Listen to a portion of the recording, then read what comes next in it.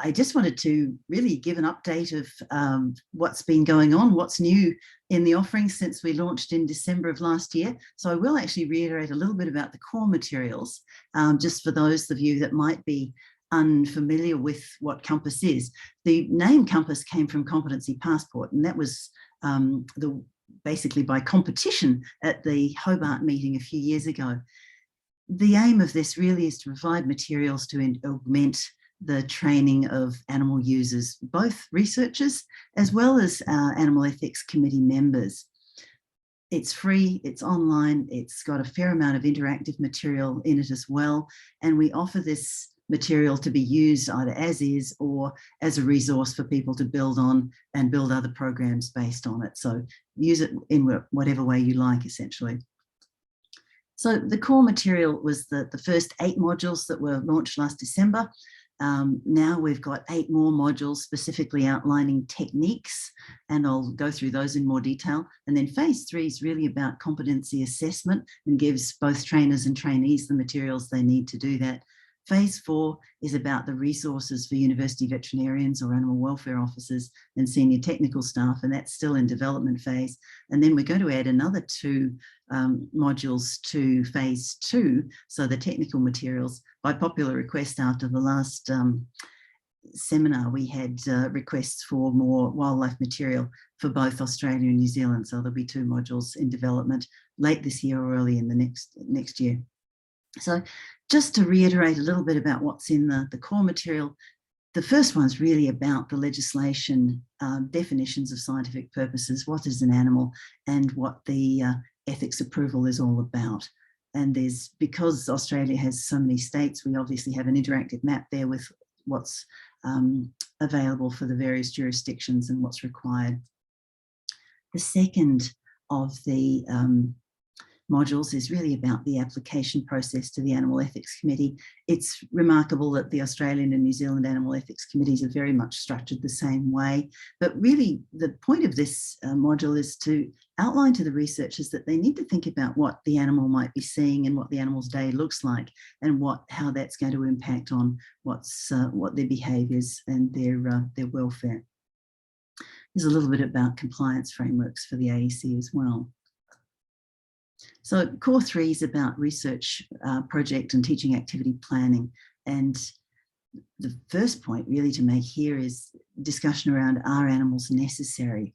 Can we use models? Can we use simulators for skills training? Could we actually do our research in a different way that doesn't use animals? There are the prepare and the arrive guidelines outlined here, as well as a section on blinding, randomisation and bias in research projects, so that there's a little bit of background material for people that are writing their applications. Justification of animal use is also covered.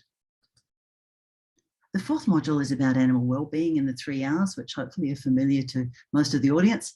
We compare and contrast the 5 freedoms and the 5 domains, as well as a little bit on recognising pain and suffering and how to ameliorate them, and hopefully convincing people that good welfare makes for better science.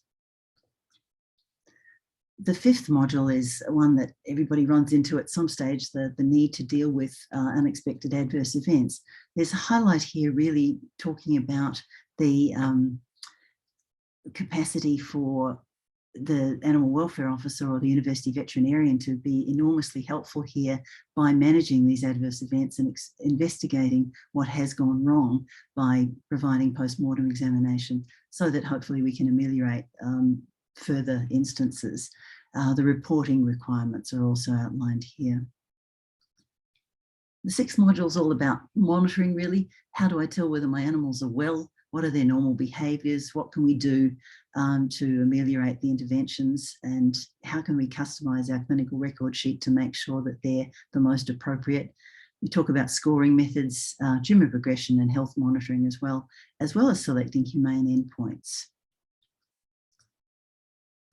The 7th module is about euthanasia, both what it means to have a good death, the methods of euthanasia and what that does to the animals physiologically, as well as how to confirm death and to make the most of the specimens that are collected, as well as appropriate disposal of cadavers that have been euthanized in various ways. There's also a little section here on zoonoses and laboratory animal allergy. for those working with laboratory animals. The 8th of the core modules is really, it's the quiz. So here, the people using this material will see that the questions that have been offered as formative questions in the previous modules are seen now in their summative form.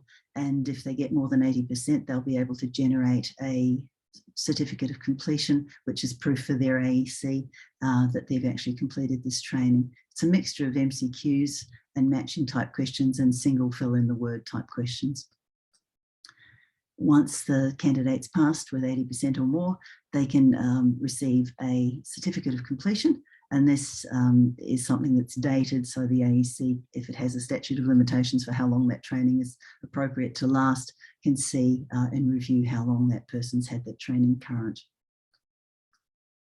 So we've certainly discovered that there's a real need for this material. We've been delighted by the number of people registering at the moment.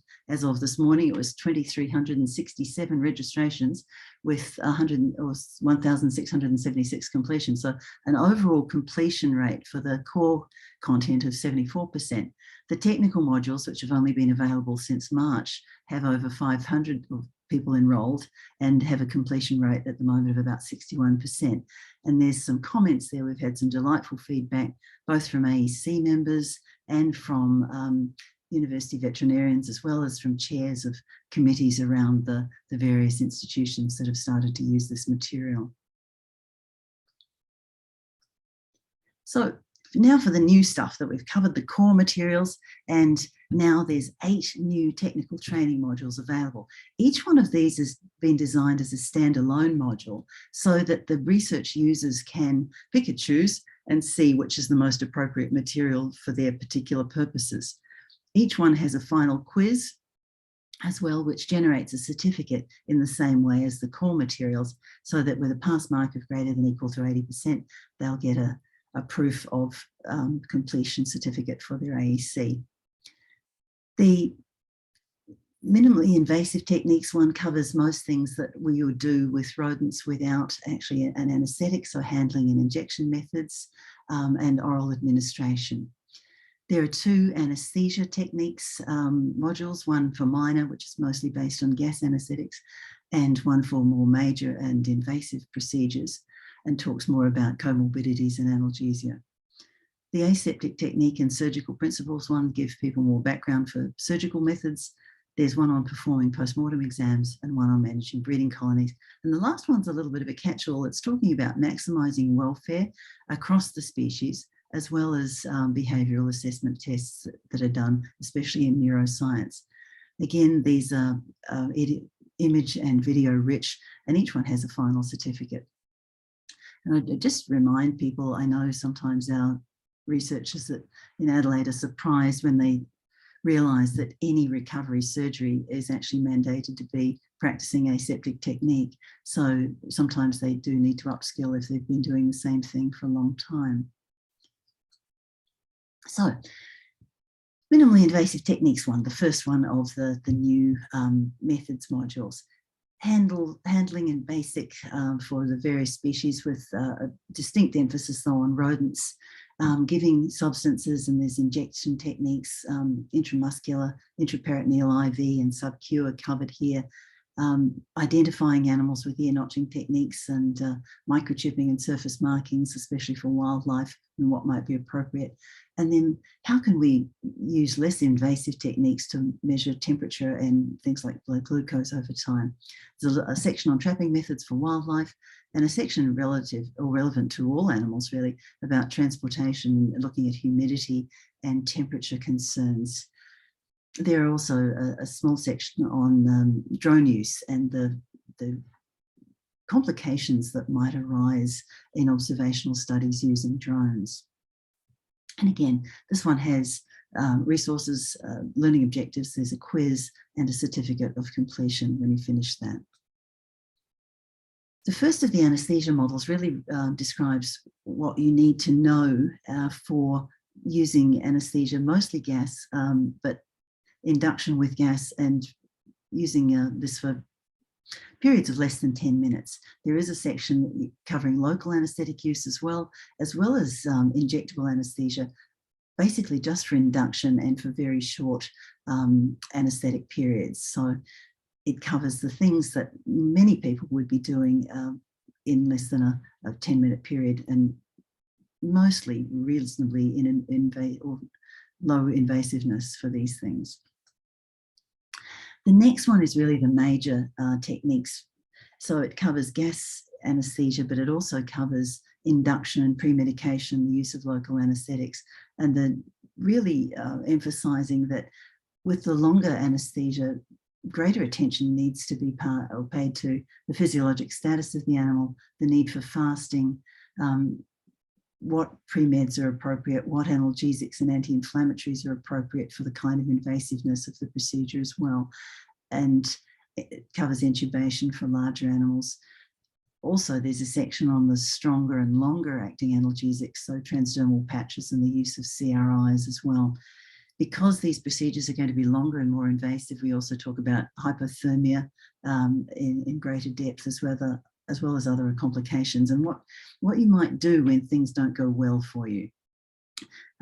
Considerations around recovery and the need for an environment that's safe for the animals to recover in, both from the point of view of minimising self-harm and decreasing the risk of hypothermia as they recover.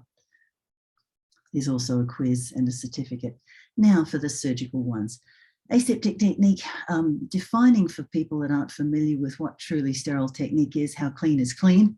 And then we go into a fair amount of detail about preparing the room in which the procedure will be done, preparing the instruments and packs for sterile surgery, how we prepare the animal, clipping and prepping and scrubbing, as well as preparing the personnel for surgery, and the need really for more than one individual if you're going to do truly aseptic technique. There's sections then on opening packs, draping, and how to do or how to manage batch surgeries if you're trying to do truly aseptic technique, and how you can change over from one animal to another in a batch surgery situation without compromising aseptic technique. There's a short section also on antibiotic use, as well as, again, a quiz and the certificate of completion for those passing this unit. The next one talks about surgical, the principles, basically, Halstead's principles. For those of you that have had veterinary training, these are dear to your heart. They have hemostasis, handling tissues benignly, using correct anatomical approaches, the utility of being reasonably fast so as not to encroach upon that 4-hour golden period and increase your infection risk significantly. There's a section on instruments, what they look like and how to use them. There's another section covering suture materials, the various polymers, absorbable and non-absorbable materials, and how to use them, as well as a lot of videos on the various suturing methods and links to some really good material online. There's a short section on drains, dressings and bandages for larger animal studies, and again, a quiz and certificate of completion for those passing this unit. The next one's about performing a post-mortem, and again, whilst this is often done by the animal welfare officer or the veterinarian, many researchers are faced with doing this for the first time, and really what they're trying to find out is what the cause of death is. We talk about specimen identification and making sure that you don't actually lose the value of the material by poor identification, and how you can get set up for a necropsy to maximise the outcomes.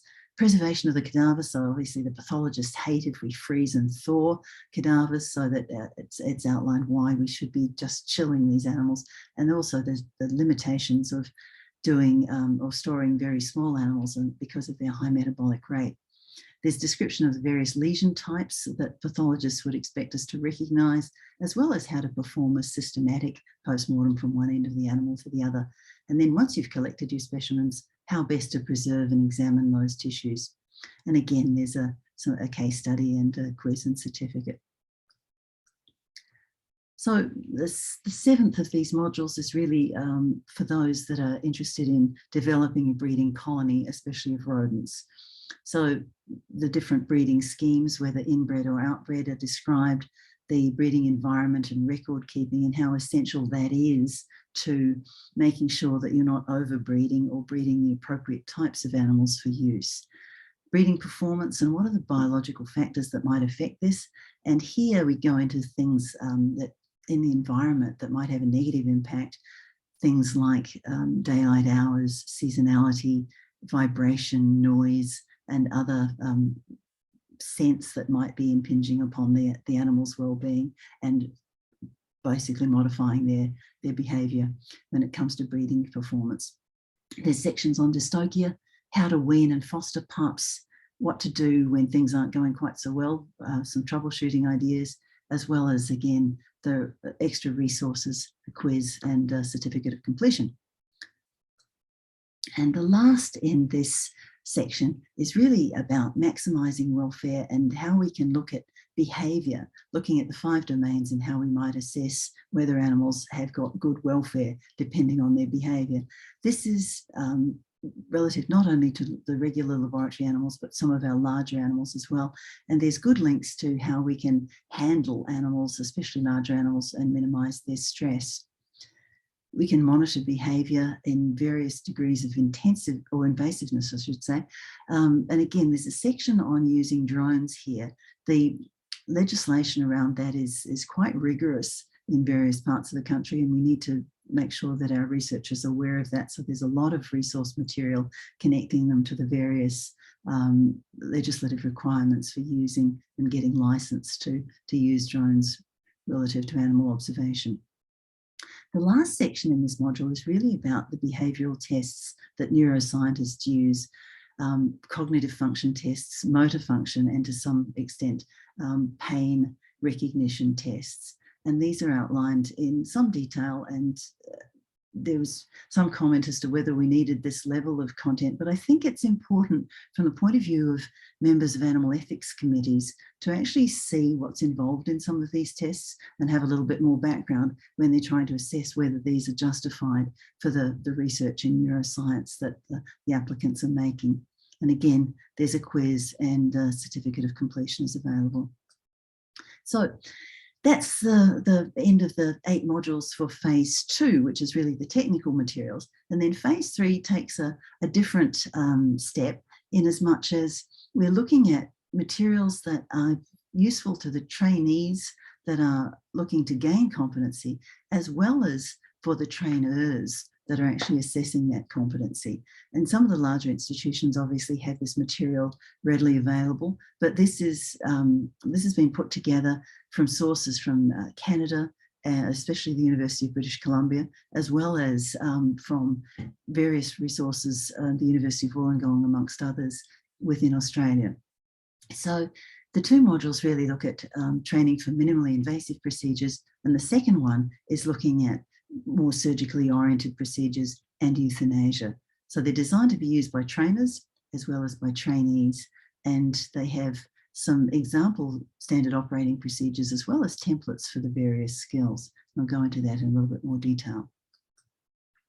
So the first one of these is looking at the kinds of skills that people need for minimally invasive procedures. So handling, especially tube transfers or the tunnel method, cupping and the wrapping of rats to give injections or to give them oral medications. There are templates for assessing these that have been put together based on the common steps that might be seen and used in an SOP that's been passed by an animal ethics committee, and then building on those to generate a template. The templates also for injection methods for the various techniques that are used in mice and rats. There's also a template for oral administration methods, so both feeding by cannula and gavage in mice and rats. There are some suggestions for how these might be scored, as well as some examples of standard operating procedures. And the thing that I hope people will use and encourage them to look at that in this section, there's also examples of the skills stations that you might use to help with your training, such that you can decrease animal use over time by enhancing the technical skills before the trainees actually get to use animals. These stations are illustrated in a lot more detail in a narrated talk that's actually already on the ANZCART Australia site. And I've given you the YouTube link there. But if you go to the ComPass section of the ANZCART site in Australia and go to the phase 3 training, that video is available to play with all of the training stations outlined there. And not only are the training stations there, but you've actually got QR codes that you can give or print out, and those are available then directly connecting to the skills videos that the trainees might use while they're using the skills lab to make it as easy as possible for them to see that material. So the training materials or the second module, which actually isn't quite loaded yet, it's still in its final edit, but should be available within the next week, is the performing of aseptic technique in the surgical skills one. So there's templates for assessing folks that are training to do aseptic technique. There's a lot of material useful for enhancing people's ability to suture, to make knots, to gain manual dexterity, and to apply local analgesics, especially local anaesthetic, by using line blocks and similar. There's also a template and training guides for euthanasia methods. And you've got to be impressed by the University of British Columbia. I've plagiarised their SOP for writing SOPs, so a guideline for those that are writing SOPs for their own activities. This may be helpful to them for doing that in a methodical way. The surgery one includes the following, and you can see there's skill station examples, lots of links to training videos, some dexterity training, suture patterns and knot tying stations, as well as the templates for assessing these. So I would encourage people to have a look at those. They're really simple. At the University of Adelaide, we put together a skills lab for a little bit less than $1,000, and it has about 16 stations. So using commonly available materials that are able to be bought from hardware stores or craft stores. So using these, and again, just outlining what we've done through the University of Adelaide Skills Lab, assuming that the folks have done their core 1 or their core training or their phase 1 training, and making sure they've mastered that so they know what the code or the New Zealand guide expect of them. And then they can pass on and choose the relevant of the phase 2 materials, so those technical training materials. And then with some guidance from the trainers within their facility, they can use those phase 3 training materials to see the templates and see what their skills need to be able to be assessed as competent. They can practice in the skills lab, and they can possibly then, once they've done the training on inanimate models, go on to training with cadavers potentially. And only at that stage are they able to use live animals, so that the number of live animals used is actually minimised, and the students can maintain or attain, I should say, a level of training such that they're much more capable and technically skilled before they actually have to interact with live animals. At that stage, they can be assessed using the templates from phase 3. And these materials, as I've said before, can be used as is. You can literally cut and paste them from the online source and download them into a Word document that you can modify if you want to for your institution, depending on what the AEC would like to do with them. So the competency checklists are really designed for the trainer to be looking at the trainee doing these skills and directly observing them and going through that checklist. It's essentially the steps that have been formulated from the standard operating procedure into the technical steps that are needed, and then they're assessed. Each of these can be assessed as either exceeds expectations, hopefully, meets expectations, borderline or below expectations. So overall, the assessment meets competency or fails to meet competency. It needs further training. Ideally, the trainees should be able to see the forms so that while they're training, they get an exact knowledge of what the training steps are that they need to fulfill to have their competency assessed as being adequate. And if they fail too, they can then see the areas that they need to focus on for improvement before they can actually be deemed to be competent. And it really allows for consistency between the assessors as well.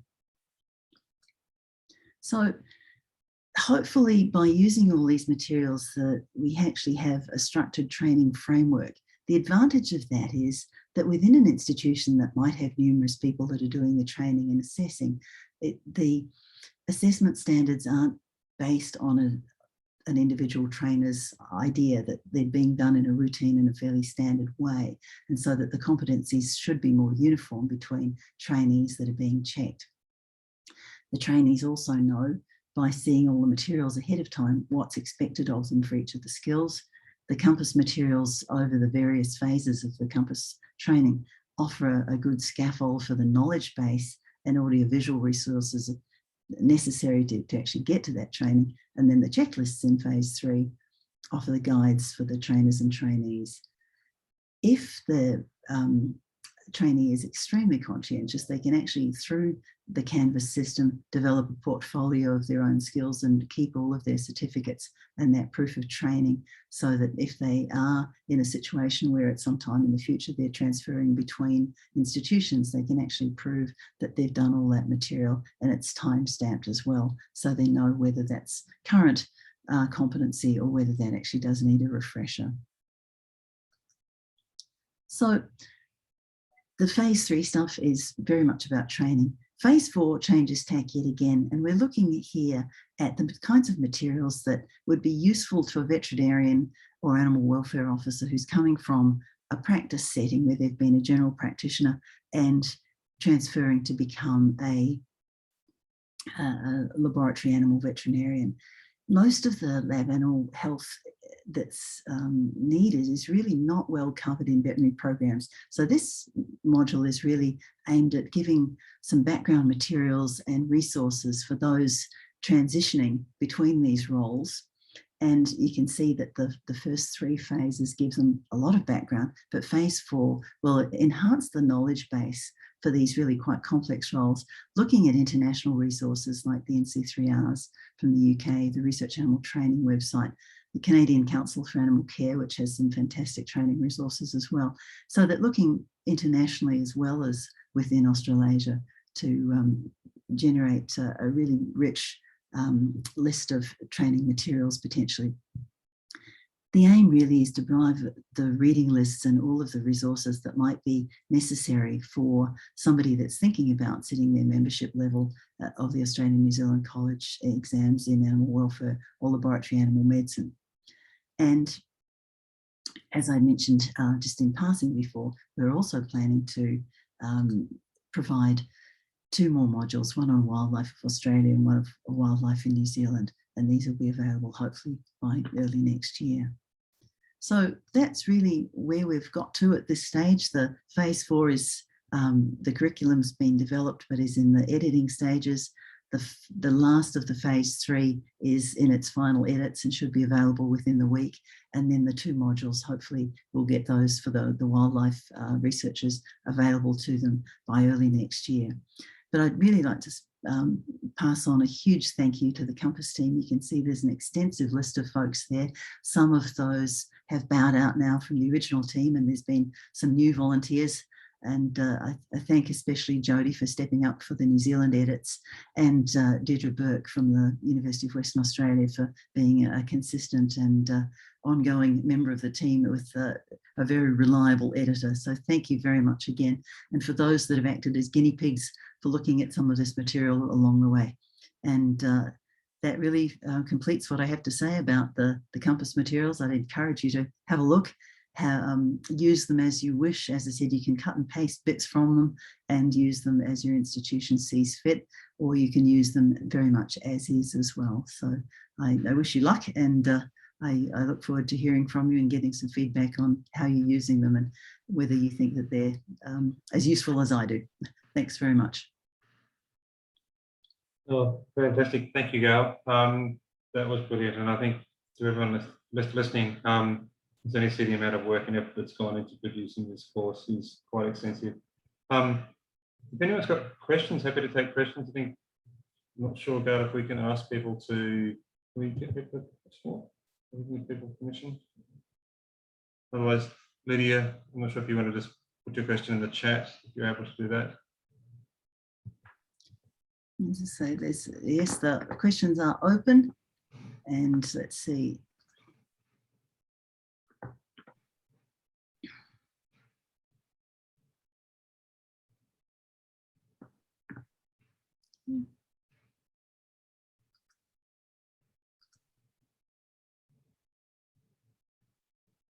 Okay, I'm not seeing any questions forthcoming at the minute.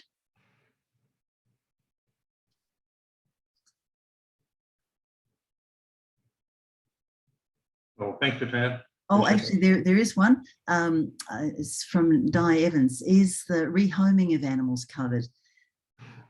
This is an interesting discussion, and it actually isn't, because most of the work is related to rodents, and from our standpoint of many of the rodents that are used are actually in a category of animals that can't be released to the public.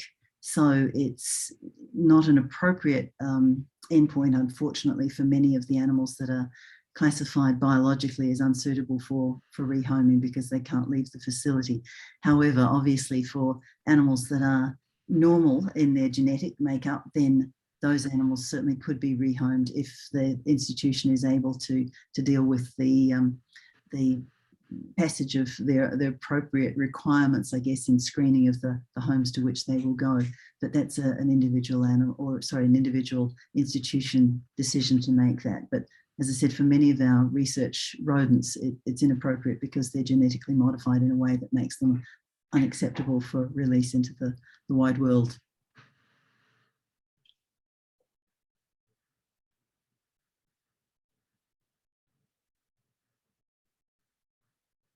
Another question there from Di, just if non-invasive procedures such as ear notching, is analgesia included? Yes, there's definitely discussion about the use of MLAR, which is the local anaesthetic applied to the skin. Oftentimes, though, that's not necessarily considered enormously appropriate, but again, that's an institutional decision as to how that's done. But the use of MLAR is included in discussions of some of the minimally invasive procedures, certainly for placement of cannulas or anything that's going percutaneously and indwelling for a period of time. The use of MLAR is included in that discussion.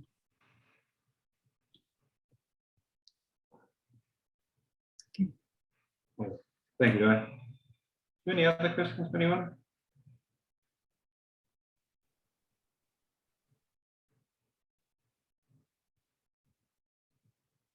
It's in the chat. Okay, this is just Lydia commenting that she's enjoyed that and saying thank you. Thank you, Lydia, for doing it. I must admit, I wasn't ignoring your raised hand. I was just unable to deal with it in the middle of the talk. So that's great that it was an accidental raised hand. Very good. Thank you.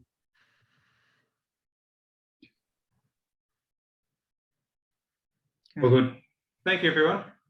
I think if there's any more questions, please certainly feel free to reach out to ComPass or directly to Gail or Chris or myself. I'm happy to sort of take anything on board, from technical questions to comments or questions about the course itself. We're definitely looking to support this program and its ongoing development. It's a dynamic set of documentations and training that we've produced, and yeah, certainly ANSCAD is fully supportive, and we're really keen to get this rolled out and as many people using it and having access to the course as possible. So thank you. Great. No, and thank you, Di, for your comment about supporting the vets in transition from being GP vets to being laboratory animal vets too. So we'll hopefully make that a really good resource. So yeah, it's still in development, but that's the plan. Great. Okay. Now, thank you very much for your time, everyone, and in whatever time period or time zone you're in, hopefully the rest of your day is a good one. Thank you. Fantastic. Thank you, Gail. Thank you, everyone.